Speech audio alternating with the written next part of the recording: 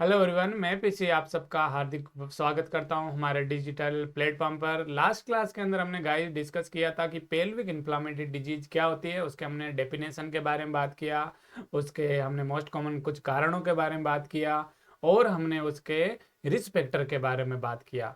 Guys today we are going to discuss, topic को continue करते हैं और बात करते हैं कि पेल्विक इन्फ्लामेटरी डिजीज को पहचानने के लिए हमें कौन कौन से क्राइटेरिया को फॉलो करना होगा। यस गाइज, कि हमारे पास में ऐसे कौन कौन से क्राइटेरिया होंगे जिसे अपन पहचान पाएंगे कि वहां पर डिजीज का स्थिति क्या है और डिजीज है या नहीं है। Yes guys, point view exams के पॉइंट व्यू से हमें अगर क्राइटेरिया के बारे में पूछे तो याद रखना, अकॉर्डिंग टू सीडीसी, सीडीसी का जो पूरा नाम होता है गाइज वो होता है central disease control and prevention. Yes guys, center and या बोलो central disease and control and prevention होता है। उसके अनुसार ये एक according to government of India के अनुसार जो डाटा है वो है।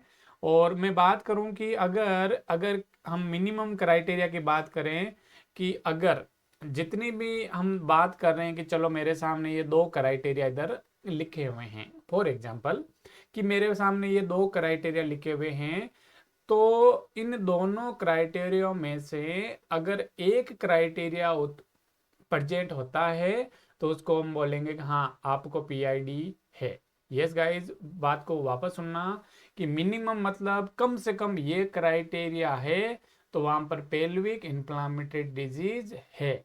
समझो, ओनली वन शुड प्रेजेंट, कि इन दोनों में से अगर एक भी अगर क्राइटेरिया या एक भी स्थिति अगर प्रेजेंट होती है तो हम बोलेंगे कि पेल्विक इन्फ्लामेटरी डिजीज है। तो जैसे कि हम बात कर रहे हैं नंबर वन कि यूट्रस के अंदर टेंडरनेस हो रही है। यूट्रस के अंदर टेंडरनेस का मतलब यूट्रस में खिंचाव हो रही है। We all know that guys, कि हमें पता है कि एंडोमेट्राइटिस होता है। एंडोमेट्राइटिस और एंडोमेट्राइटिस का मतलब हमें मतलब पता है कि वहां पर क्या स्थिति होगी कि एंडोमेट्रियम में यूट्रस की जो इनर लेयर होती है वहां पर इन्फेक्शन होता है, उसे अपने एंडोमेट्राइटिस कहते हैं। तो क्या यूट्रस एंडोमेट्राइटिस हो चाहे यूट्रस में इन्फ्लामेशन हो, बात तो सेम ही है क्योंकि हो तो यूट्रस में ही रहा है। हमने लास्ट क्लास के अंदर डेफिनेटली गाइज हमने पढ़ा कि साल्पिंजाइटिस साल्पिंजाइटिस बोलो, ऑफ्राइटिस बोलो, ओके, एंडोमेट्राइटिस बोलो और हमने बोला पेरिटोनाइटिस बोलो। अगर ये चारों प्रकार के इन्फेक्शन अगर हैं तो हम बोलेंगे कि क्या है ये पीआईडी, पेल्विक इन्फ्लामेटरी डिजीज में शामिल हैं। समझ में आया? यस गाइज, यूट्रस के अंदर खिंचाव हो या मैं बोलूं कि सर्वाइकल मूवमेंट या टेंडरनेस, की सर्विक्स के अंदर कोई टेंडरनेस या खिंचाव हो रही है। तो अगर मैं बात करूं, हालांकि हालांकि एक चीज याद रखना कि सर्वसाइटिस और वेजाइनाइटिस है वो पेल्विक इन्फ्लामेटरी डिजीज में नहीं आता है, नहीं आता है। अगर आपने ये पहला वीडियो देखा है तो आप बेहतर समझ पाओगे। परंतु अगर यूट्रस के अंदर खिंचाव हो रहा है तो कहीं ना कहीं सेर्विक्स में भी तो कुछ ना तकलीफ हो सकती है, परंतु पीआईडी में शामिल नहीं करेंगे सेर्विक्स के इन्फ्लामेशन को, बट मूवमेंट वगैरह को तो शामिल कर ही सकते हैं, है ना।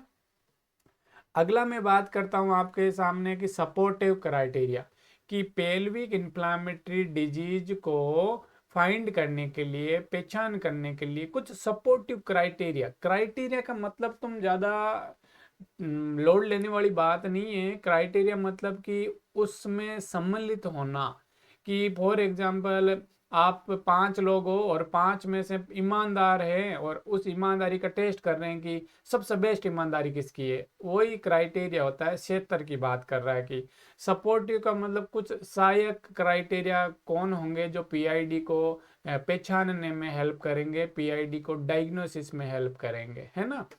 तो ओनली वन, वेरी इंपॉर्टेंट, वही एक सेम कंडीशन वापस हमें बोल रहा है कि only one should be present. अगर इनमें से अगर एक भी कोई स्थिति प्रेजेंट होती है तो हमें एक सपोर्ट मिल जाएगा कि इसके अंदर पेल्विक इन्फ्लामेटरी डिजीज डायग्नोस हो सकती है।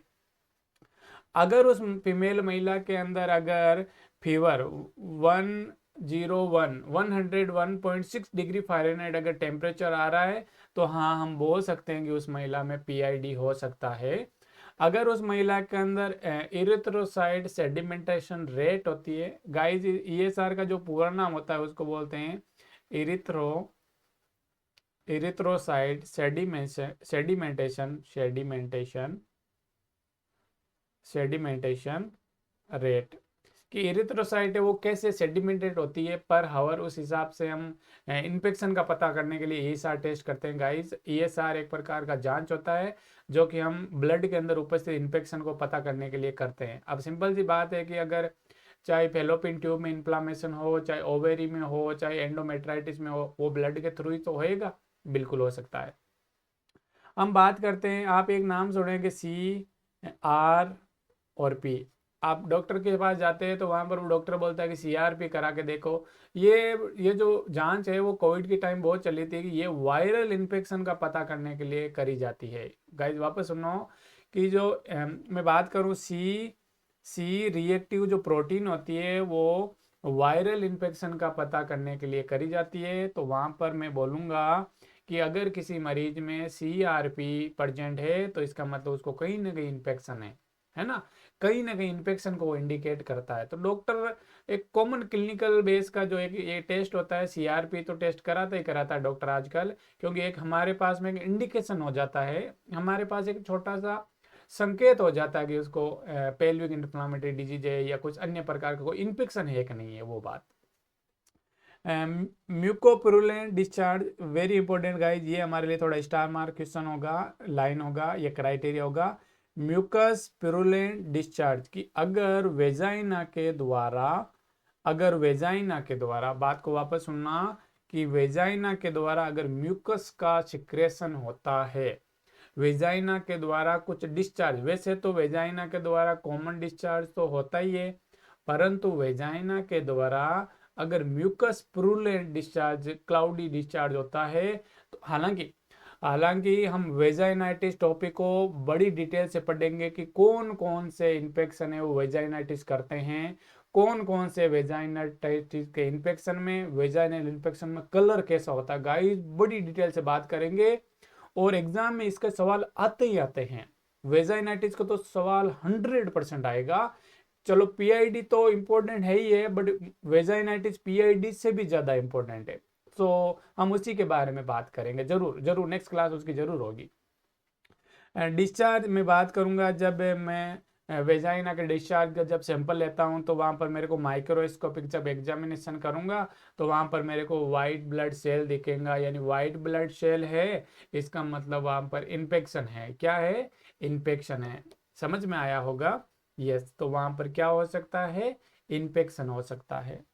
डेफिनेटिव टेस्ट के बारे में बात करते हैं। डेफिनेटिव का मतलब कुछ गुड, कुछ अच्छा क्राइटेरिया को फाइंड करने के लिए हम क्या करते हैं कि टेस्ट करते हैं। क्लेमाइडियल या गोनोरिया का टेस्ट होता है कि वहां पर वो पॉजिटिव। गाइस जब हमने पेल्विक इन्फ्लामेटरी डिजीज के बारे में पढ़ा तो वहां पर हमने कुछ मोस्ट कॉमन कारणों के बारे में भी पढ़ा। तो वहां पर हमने आपको बताया कि वहां पर क्लेम आइडिया है वो मोस्ट कॉमन कारण होता है वर्ल्ड वाइड। अगर वो नहीं है तो वहां पर चीजें होगी गोनोरिया। क्या होती है? गोनोरिया ही। तो अगर मेरे पास में जांच करता हूँ फीमेल का तो वहां पर क्लेम आइडिया या जो गोनोरिया है वो अगर पॉजिटिव आता है तो सीधा सा हमारे सामने जो पेशेंट होगा वो पेल्विक इंफ्लेमेटरी डिजीज होगा।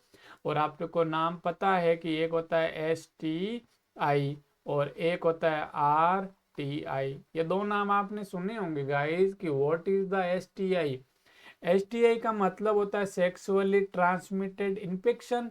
और कॉमन सी बात है, अगर आपको बोले क्या पेल्विक इन्फ्लामेटरी डिजीज STI है या RTI है, आप बोलोगे यस ऑफ कोर्स है। क्यों? क्योंकि सेक्सुअली ट्रांसमिटेड डिजीज है PID, that's why we can say, इसलिए हम कह सकते हैं कि सेक्सुअली ट्रांसमिटेड इन्फेक्शन PID है। और RTI का पूरा नाम होता है गाइस रिप्रोडक्टिव ट्रैक्ट इन्फेक्शन। क्या पेल्विक इन्फ्लामेटरी डिजीज अपर रिप्रोडक्टिव ट्रैक्ट का इन्फेक्शन है? आप बोलोगे यस, ये हमने बातें पहली क्लास में कर ली है गाइस। Yes of course. आगे का कंडीशन को डील करते हैं कि आगे का क्राइटेरिया क्या होगा। तो we have the definitive management guys. Definitive का मतलब कि कुछ ज्यादा ही। पहले हमें सपोर्ट क्राइटेरिया देखा, अब हम कुछ बेस्ट की। यहाँ तो मेरे को अगर कुछ चीज होगी तो कहीं ना कहीं मिलेगी मिलेगी। Yes guys. तो मैं क्या करूंगा, मरीज का मैं सोनोग्राफी कराऊंगा। मैं क्या करूंगा, अल्ट्रासोनोग्राफी करवाई जाएगी।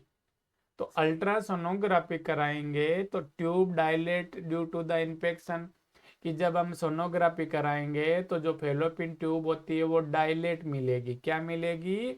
डायलेट यानी चौड़ी मिलेगी। अब चौड़ी क्यों मिलेगी?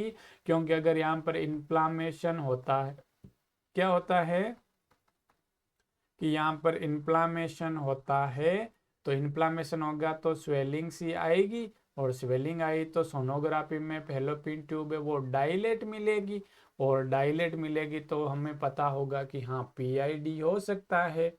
और फेलोपियन ट्यूब में जो इन्फ्लामेशन होता है उसे आप सेल्फिंजाइटिस कहते हैं, है ना।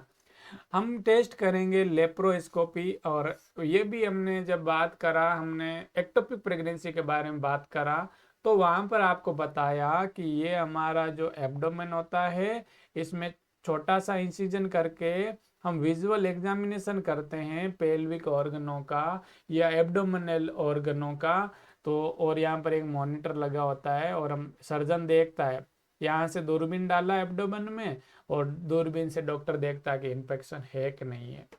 तो वेरी इंपॉर्टेंट हमारे लिए जो स्टार मार्क जो डायग्नोसिस होता है पेल्विक इन्फ्लामेटरी डिजीज का, तो वो लेप्रोस्कोपी होएगा गाइस।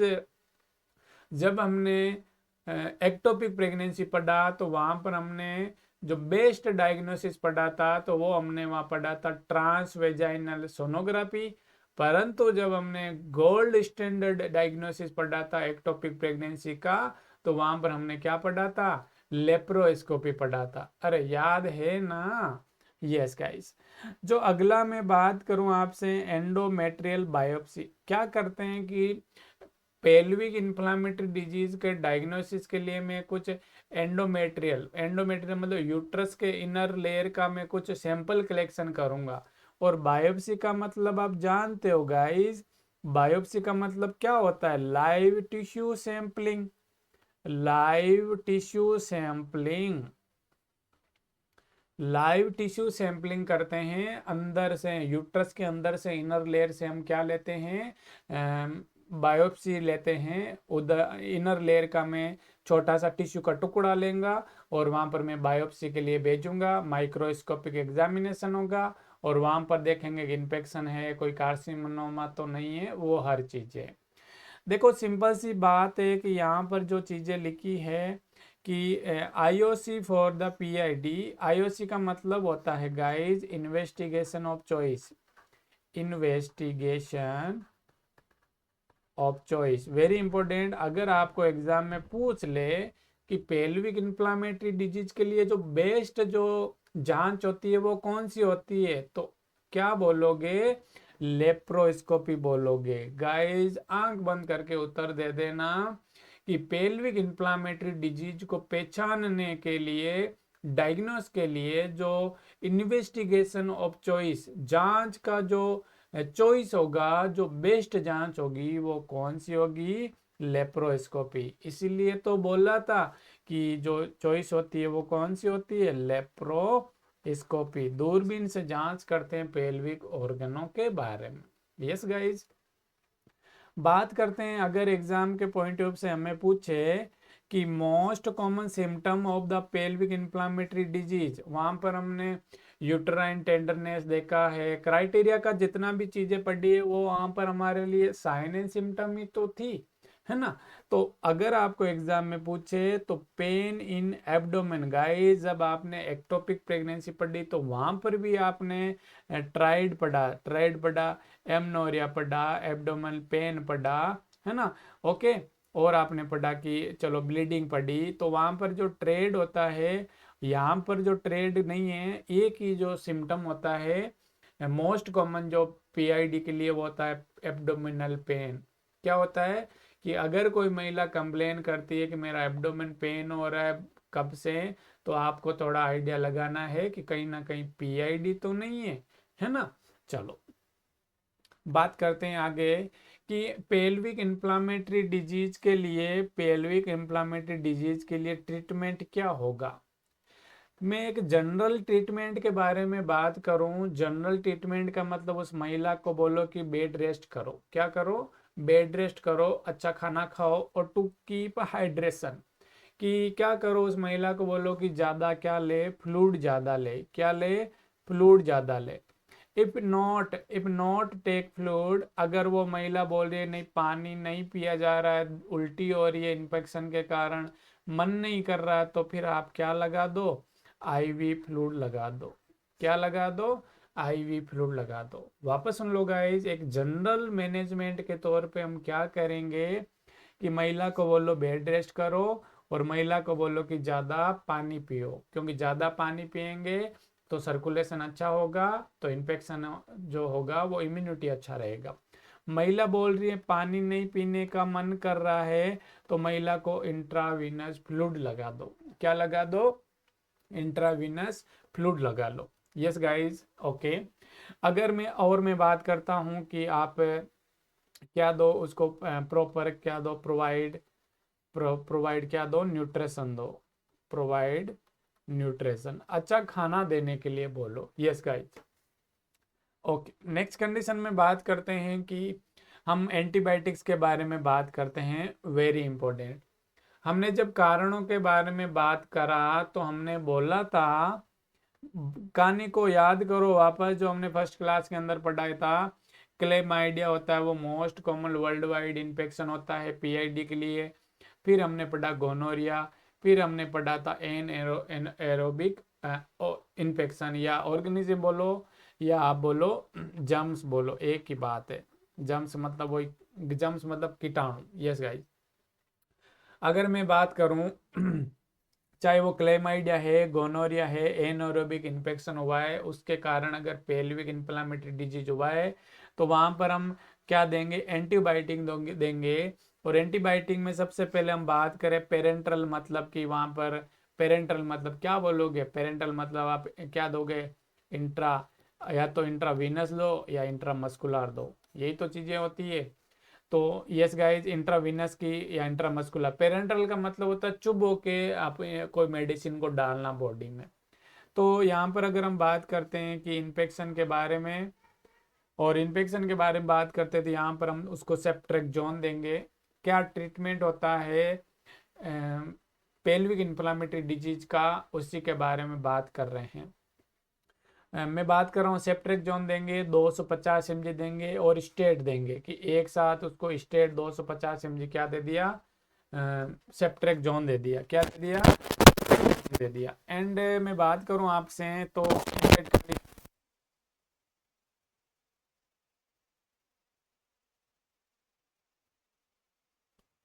सकता है।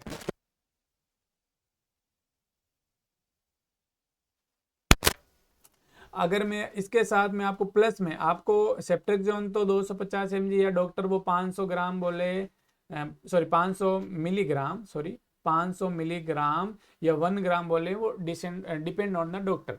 हम बात करें साथ में उसको टेबलेट भी देनी है। क्या देनी है? साथ में उसको टेबलेट। इंजेक्शन तो आपको स्टेट लगाना ही है, पेशेंट आया है तो।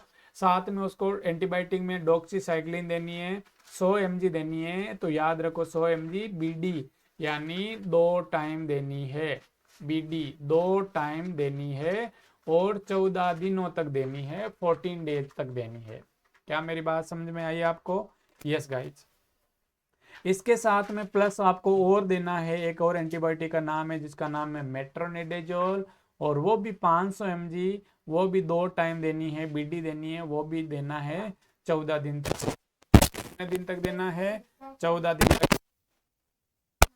ओके, सो हमने बात करा कि मेट्रोनिडेजोल 500 मिलीग्राम बीडी देंगे, और डॉक्सीसाइक्लिन है वो 100 मिलीग्राम बीडी देंगे, 14 दिन तक देना है। ये तीनों चीजें एक साथ दी जाती है, समझे कि नहीं समझे। देखो हम जब बात करेंगे कि हम बात करेंगे जब STI के बारे में, हम जब सेक्सुअली ट्रांसमिटेड इन्फेक्शन के बारे में पढ़ेंगे या रिप्रोडक्टिव ट्रैक्ट इन्फेक्शन के बारे का जब हम मैनेजमेंट बताएंगे गाइस, तो वहाँ पर हम कम से कम 7 तरह के किट के बारे में बात करेंगे। हम किट के बारे में बात करेंगे, किट 1 से लगाकर किट 7 तक हम बात करेंगे कि कौन कौन सी स्थिति में कौन कौन सा किट दिया जाता है। ये होता है गवर्नमेंट ऑफ इंडिया के अनुसार होता है, ये बाहर मार्केट में नहीं मिलता है। बाहर मार्केट में तो हमने जो अभी मैनेजमेंट करा है कुछ ऐसा होता है, क्योंकि गवर्नमेंट ऑफ इंडिया भी चाहती है कि वहाँ पर क्या हो जाए, मैनेजमेंट हो जाए। तो देखो कि जो PID के लिए जो ट्रीटमेंट होता है, पेल्विक इन्फ्लामेटरी डिजीज के लिए जो ट्रीटमेंट होता है, ये जो अकॉर्डिंग है ये नाको के अनुसार है, नेशनल एड्स कंट्रोल ऑर्गेनाइजेशन के अनुसार है। तो किट नंबर 6 है वो लिया जाता है PID के लिए।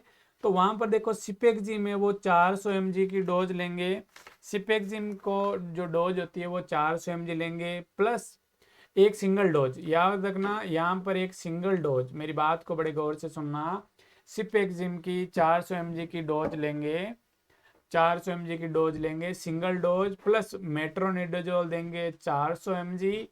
BID यानी BID बोलो या BD बोलो, 2 टाइम देनी है, 14 दिन तक देनी है। और डॉक्सीसाइक्लिन देनी है 100 mg, BD देनी है 14 दिनों के लिए देनी है। ओके। और अगर वो महिला आपसे करे लोअर एब्डोमेन पेन, तो ये मतलब लोअर एब्डोमेन डेफिनेटली PID है तो क्राइटेरिया के अनुसार देंगे। Important, non commercial production not for sale. अभी मैंने बोला था कि ये जो मैं मेडिसिन बोला है ये गवर्नमेंट ऑफ इंडिया देती है, ये बेचने की नहीं होती है, ये नॉन कमर्शियल है, यानी कमर्शियल व्यवसायिक रूप में इसका उपयोग नहीं होता है, ये गवर्नमेंट सप्लाई की दवाई है। Okay. To be dispatch only the at RTI STI clinic, जहाँ पर सेक्सुअली ट्रांसमिटेड डिजीज का इन्फेक्शन होता है, वहाँ पर इन्फेक्शन को ठीक करने के लिए उन्हीं स्थानों पर दिए। जैसे कि मैं बात कर रहा हूँ कि हमारा हॉस्पिटल है, तो वहाँ पर STI का जो अलग से क्लिनिक होता है, वहाँ पर यौन रोग विशेषज्ञ वगैरह बैठते हैं, उन्हीं के बारे में ये ट्रीटमेंट है वो दिया जाता है। एक और बात guys, treat male partner with kit 1, very important. हम बात करेंगे, मैं किट 1 से लगाकर किट 7 के बारे में मैं अलग से बात करूंगा कि what is the management that condition. अभी मैं PID के बारे में बोला कि फॉर एग्जांपल देखो सिंपल सी बात है कि अगर किसी को PID है तो उसके पार्टनर को भी अगर पेल्विक इन्फ्लेमेटरी डिजीज ना हो तो साथ में कहीं ना कहीं उसका भी मैनेजमेंट किया जाता है। हालांकि ये PID है वो सेक्सुअली ट्रांसमिटेड डिजीज है, इसलिए मैं बोल रहा हूँ, अदरवाइज नहीं होता है कि ऐसा नहीं कि आज बुखार आ गया तो पार्टनर को भी बुखार की गोली लेनी पड़ेगी, ऐसा कुछ भी नहीं है ना। तो देखो ट्रीट मेल पे पार्टनर्स विद वन किट 1 मैं बोला कि किट 1 से लगाकर किट 7 तक हम बात करेंगे। इनका अलग अलग कलर कोडिंग होता है। किट नंबर 6 होता है वो कलर होता है वो येलो होता है, क्या पता एग्जाम में कभी पूछ ले, इसलिए किट 1 से 7 तक अलग से बात करेंगे। ठीक है, चलो हम बात करेंगे कि अगर किसी महिला को PID है, पेल्विक इन्फ्लामेटरी डिजीज है, तो उस महिला को एडमिट करने की जरूरत कब पड़ेगी, कि हमें कब ऐसा आइडिया होगा या हमारे पास में क्या इंडिकेशन होगा कि इस महिला को घर पर इलाज नहीं हो सकता, इसको हॉस्पिटल में एडमिट करना पड़ेगा। तो अगर कोई महिला प्रेग्नेंट है और उसको क्या हुआ है, PID हुआ है, तो फिर उसको हॉस्पिटल में एडमिट करके उसका ट्रीटमेंट करा जाता है। अगर कि मैं बात करूं कि उस महिला में अपसेस फॉर्मेशन हो गया है, वहां पर पस फॉर्मेशन हो गया है, अपसेस भर गई है, तो वहां पर उस महिला का ट्रीटमेंट है हॉस्पिटल में जाकर करना पड़ेगा। और वही ना कहीं वहां पर हम IV ड्रग्स देंगे, क्या देंगे, IV ड्रग्स देंगे। ठीक है, कॉमन सी बात। क्या बात करते हैं कि अगर किसी महिला को पेल्विक इन्फ्लामेटरी डिजीज है तो उस महिला को क्या कॉम्प्लिकेशन हो सकता है, what is the complication of the pelvic inflammatory disease. बात करते हैं कि किसी महिला के अंदर हम बात करें कि कैसे कब हो सकता है, तो एक्टोपिक प्रेगनेंसी गाइज, जब हमने एक्टोपिक प्रेगनेंसी पढ़ा, मैं इसलिए एक्टोपिक प्रेगनेंसी के बाद ये टॉपिक ले रहा हूँ बिकॉज वहाँ एक्टोपिक प्रेगनेंसी रिलेटेड बहुत सारी इधर बातें हमने करी है ना। तो हमने जब एक्टोपिक प्रेगनेंसी की बात करी तो वहाँ पर हमने कुछ रिस्क फैक्टर पढ़ा था कि अगर सेल्फिंजाइटिस हुआ है, किसी महिला को पेल्विक इन्फ्लामेटरी डिजीज हुआ है, तो उस महिला में एक्टोपिक प्रेगनेंसी होने का चांस ज़्यादा होता है, बिल्कुल पढ़ा था। क्रोनिक पेल्विक पेन, अगर किसी महिला को क्या हुआ है, पेल्विक इन्फ्लामेटरी डिजीज हुई है, तो वहां पर पेल्विक क्रोनिक पेन के बारे में बात करा तो देखो, अगर किसी महिला को पेल्विक इन्फ्लामेटरी डिजीज हुई है तो उस महिला को लगातार लंबे समय तक पेल्विक पेन, नीचे का जो पेल्विस होता है वहां पर उसको दर्द लंबे समय तक का हो सकता है, ये कॉम्प्लिकेशन होता है। ट्रीटमेंट के बाद भी महिला ये कंप्लेन करेगी ऑब्वियसली। तीसरा जो कॉम्प्लिकेशन की बात करेंगे, जो महिला को पीआईडी हुआ है वो कॉम्प्लिकेशन रूप में इनफर्टिलिटी हो सकता है, कि वो महिला को हो सकता है कि वो माँ बनने में प्रॉब्लम आ रही हो। Yes of course, yes guys. आगे की जो तरफ हम बात करते हैं आपके सामने कि कुछ नर्सिंग एजुकेशन के बारे में बात कर लेते हैं। कॉमन सी बात है कि अगर कोई पीआईडी वाली महिला होगी तो ये जो यू आर ए नर्स, आप एक नर्स हैं, तो आप एक उन पेशेंट को आप क्या कुछ एजुकेशन दोगे, क्या शिक्षा देने वाले हो, यानी कहीं ना कहीं वो हेल्थ एजुकेशन के बारे में बात हो रही है, यानी हेल्थ एजुकेशन के बारे में बात हो रही है। Avoid having multiple sex partner, एक ही सेक्स पार्टनर रखें, उसके लिए आप सलाह देंगे कि मल्टीपल सेक्स पार्टनर नहीं रखें। It partner has infection advise to get treatment, अगर उसके पार्टनर को क्या है, इन्फेक्शन है यानी सेक्सुअली ट्रांसमिटेड डिजीज है, तो उसको बोलो कि आप भी क्या लो, ट्रीटमेंट लो। दोनों को ट्रीटमेंट है वो लेना अनिवार्य है, नेसेसरी है। बात करते हैं गाइज आगे की एडवाइज टू फीमेल, फीमेल के लिए सलाह क्या होगी यहाँ पर। At time of the intercourse use condom, जब भी सेक्सुअल इंटरकोर्स होता है that time use the contraceptive method, that name is the condom. Yes, very important in that condition what is happening guys कि ओके इसके बारे में मैं आपसे बात कर रहा हूँ कि वेरी इंपॉर्टेंट कि वहाँ पर कंडोम के बारे में मैं बात करूँ आपसे कि सिंपल सी बात है। ओके तो वहाँ पर कॉन्ट्रासेप्शन को ये अवॉइड यही करता है ऑब्वियसली, तो we can use the condom. तो देखो आगे की तरफ हम बात करें, जो हमारा जो टॉपिक था वो हम according to the health education था कि उस पेशेंट को क्या हेल्थ एजुकेशन देनी है। नेक्स्ट क्लास के अंदर हम अगले टॉपिक को डील करेंगे, तब तक के लिए आप सबका for thank you for watching this video, thank you good night.